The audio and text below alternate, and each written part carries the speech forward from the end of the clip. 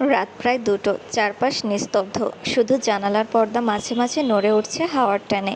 ঈশান তার ঘুম আসছে না। বিছানায় চুপচাপ শুয়ে থেকেও তার মাথার ভেতর শব্দ করে ঘুরছে একটাই চিন্তা, সানায়া। যদি সত্যি আরাধ্য ভাই ওকে পছন্দ করে বসে? এই প্রশ্নটা তার ভেতরটা কুঁচকে দিচ্ছে বারবার। অন্ধকার ঘরে চোখ মেলেই সে একটানা তাকিয়ে রইল ছাদের দিকে। তারপর ধীরে ধীরে উঠল। হঠাৎ করেই তার কানে এলো গিটারের একটানা সুর। তীব্রভাবে চেনা সেই সুর। সে জানে এই সুর শুধু একজনেরই হতে পারে। ঈশান্তা তাড়াতাড়ি বারান্দায় গিয়ে দাঁড়ালো। নিচের দিকটায় চোখ পড়তেই দেখলো আরাধ্য বেলকনিতে বসে আছে, হাতে সেই গিটার।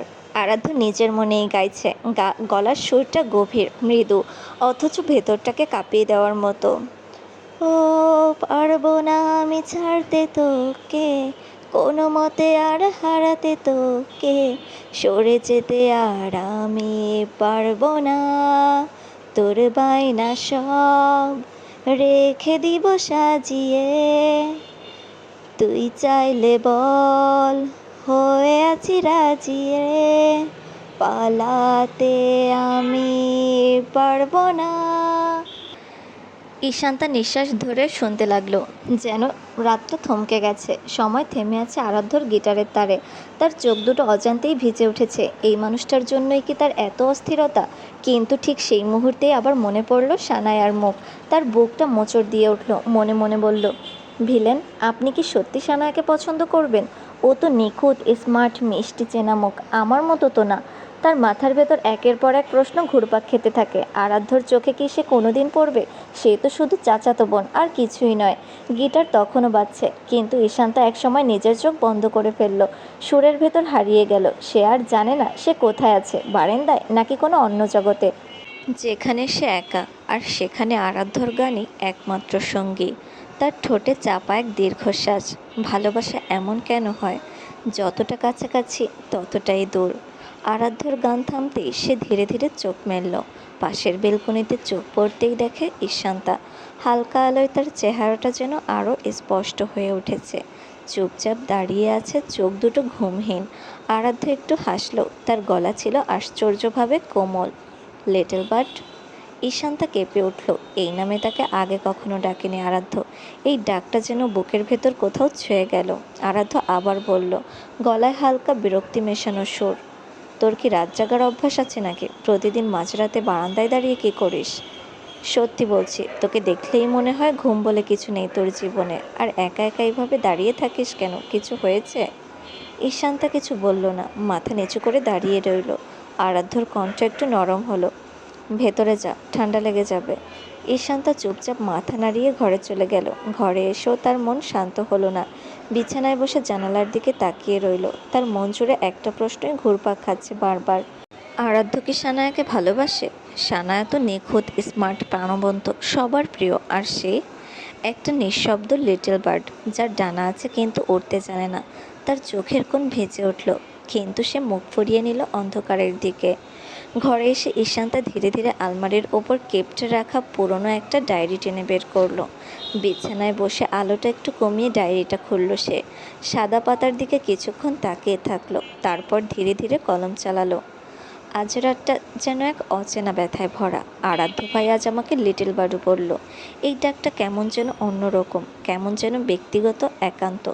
কিন্তু এ কি শুধুই রাতের ছায়া, নাকি আমি কিছু বেশি ভাবছি? আমি জানি না ওনার মনে ঠিক কী চলছে, কিন্তু একটা ভয় বুকের ভিতর গাঁথা হয়ে যাচ্ছে। যদি সত্যি ওনার আর সানায়ার মাঝে এমন কিছু গড়ে ওঠে, আমি তখন কি করব? সরে যাব? পারবো না। সানায়া আমার খুব প্রিয় বান্ধবী। আরাধ্য ভাই, উনি এখন আমার শখের মানুষ হয়ে গেছে। একটা অদ্ভুত মায়া জড়িয়ে আছে ওকে ঘিরে।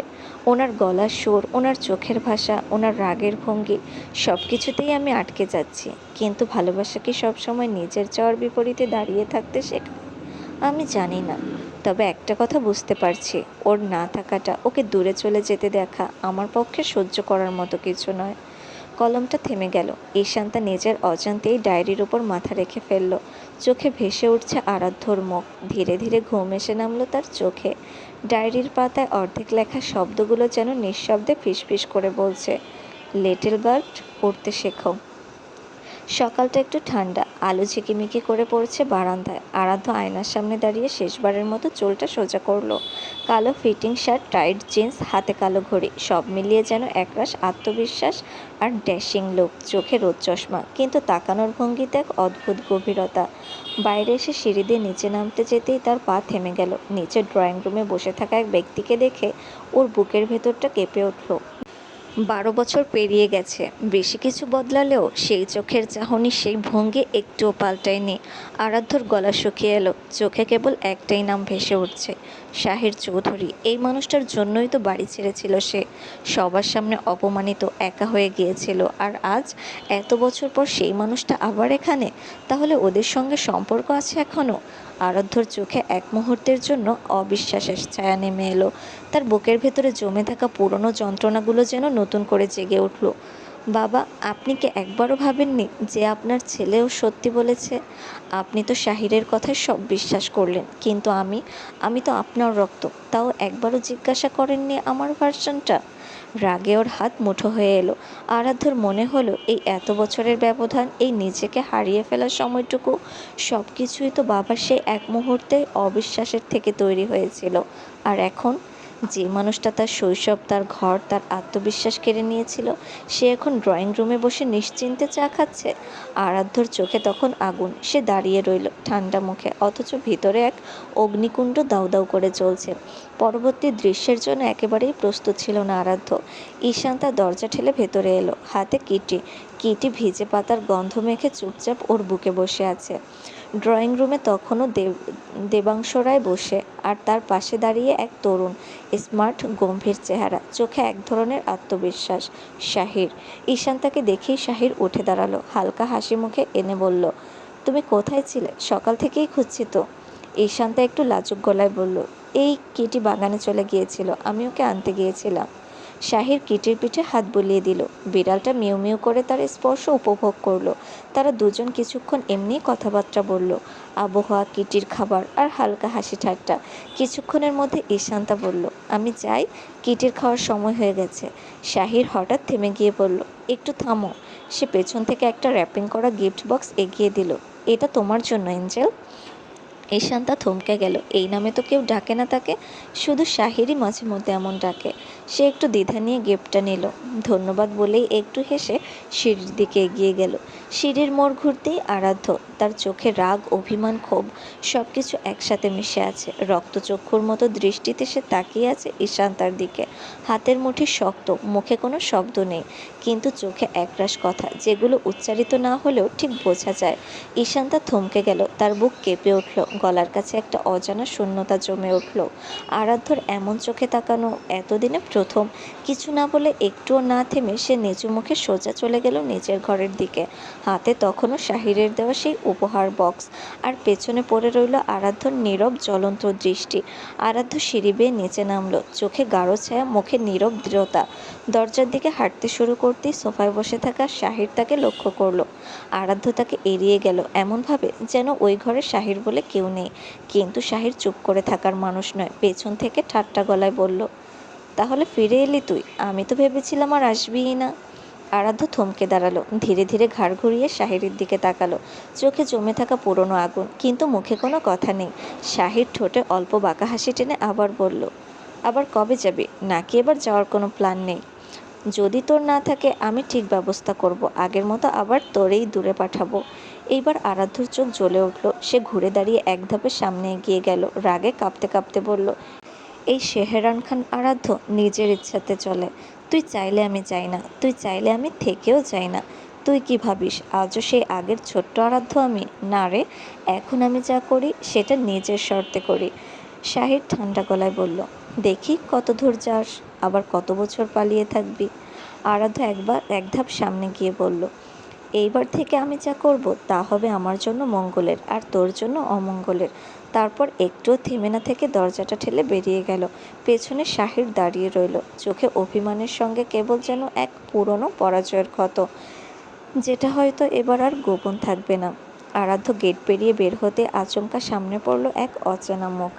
সানায়া। ওর মুখে একরাশ উচ্ছ্বাস, চোখে বিস্ময় মিশ্রিত আনন্দ। আরাধ্যকে দেখেই যেন তার ভিতরের ঝড় বয়ে গেল। আরাধ্য ভাইয়া, আপনাকে একদম সামনে থেকে দেখছি, বিশ্বাসই হচ্ছে না। আরাধ্য কিছুটা অবাক, কিন্তু মুখে কোনো প্রতিক্রিয়া নেই। সে চুপচাপ হাঁটতে লাগলো। সানায়া দৌড়ে গিয়ে সামনে এসে দাঁড়ালো। আমাকে চিনতে পারছেন না? আমি সানায়া, সানায়া চৌধুরী। আপনাদের বিজনেস পার্টনার শাহিন চৌধুরীর মেয়ে, আর শাহির চৌধুরীর ছোট বোন। আরাধ্য এবার থেমে তাকালো, চোখে ক্ষীণ বিরক্তি। সানায়া আবার হেসে বলল, আমি কিন্তু ছোটবেলায় ঈশান্ত আর আমিষার সঙ্গে খেলতাম। আপনাকে তখন থেকেই দেখি, আর এখন তো আপনার অনেক বড় ফ্যান। আরাধ্যর মুখে একটুও নরম ভাব নেই। সে ঠান্ডা গলায় বলল, ফ্যান? খুব ভালো, কিন্তু আমি এসব ম্যানেজ করার লোক না। অটোগ্রাফের টাইম নেই আমার। সানায়া একটু থমকে গেল, কিন্তু হাসি ধরে রাখার চেষ্টা করলো। একটা ছবি হলেও। আরাধ্য এবার স্পষ্ট বিরক্ত হয়ে বলল, না মানে না, আমি এসবের লোক না, বুঝলে? একটু থেমে না থেকে সে আবার গেটের ভেতর ঢুকে গেল। দুই ভাই বোন ওর মুড একদম খারাপ করে দিয়েছে। সানায় দাঁড়িয়ে রইল, মুখের হাসিটা একেবারে ম্লান হয়ে গেছে। তার ভেতরের উচ্ছ্বাস মুহূর্তেই ভেঙে পড়ল। নিজের মনেই ফিসফিস করে বলল, এত রুড, এতটা ভাবিনি। কিন্তু এমন কেন লাগছে যেন আমি কিছু ভুল করে ফেললাম। ও দাঁড়িয়ে রইল গেটের সামনে, হাতের মোবাইলটা শক্ত করে ধরে রাখল। নিজের ক্রাশের কাছ থেকে এমন আচরণ পেয়ে প্রথমবার নিজের ভেতরে এক ধরনের দুঃখ জমে উঠল। সানায়া তখনও গেটের সামনে দাঁড়িয়ে, মুখ ভার, চোখে কিছুটা অপমানিত অভিব্যক্তি। ঠিক তখনই পিছন থেকে একটা গাঢ়, একটু খামখেয়ালি গলার আওয়াজ এলো, আহা, আরাধ্য চলে গেছে তো কী হয়েছে ম্যাডাম? আমার সঙ্গে একটু কথা বললেই বা ক্ষতি কী? সানায়া চমকে পেছনে তাকালো। একজন ছেলেকে দাঁড়িয়ে থাকতে দেখল, স্মার্ট, কনফিডেন্ট, ঠোঁটে একটুখানি পরিহাস মেশানো হাসি। আমি রায়ান, আরাধ্যর বেস্ট ফ্রেন্ড। আর আপনি নিশ্চয়ই সানায়া? সানায়া একটু অবাক, কিন্তু ঠান্ডা গলায় বলল, আপনি আমাকে চেনেন? রায়ান চোখ টিপে বলল, এমন সুন্দর মানুষকে একবার দেখলেই মনে থাকে, নাম জানার দরকার হয় না। তবে শুনে ভালো লাগলো, সানায়া নামটাও বেশ সুন্দর। সানায়া মুখ শক্ত করে তাকালো। দেখুন মিস্টার রায়ান, আপনার প্রশংসায় আমি গলব না। ফ্ল্যাট করে সময় নষ্ট করার মানুষ আমি না। রায়ান হালকা হেসে বলল, ও তাই নাকি? আপনি যদি একটু নরম হতেন আমি হয়তো কবিতাও শোনাতাম, কিন্তু তাতে মনে হচ্ছে আপনি আমার কাব্যের চর্চা বন্ধ করে দিলেন। সানায়া জবাব দিল, আপনার কবিতা আমি মিস করছি না, আর যদি ভাবেন আমি সহজ টার্গেট তাহলে ভুল করছেন। আমার সাথে এসব চলবে না। রায়ান হেসে বলল, এক্স্যাক্টলি, এই রুডনেসটাই আপনাকে আরও স্পেশাল করে তোলে। সানায়া রীতিমতো বিরক্ত হয়ে ঘুরে দাঁড়ালো। স্পেশাল কিনা সেটা নিয়ে আপনি চিন্তা না করলেই ভালো, কারণ আপনার চিন্তার লেভেলটা আমার ধৈর্যের বাইরে।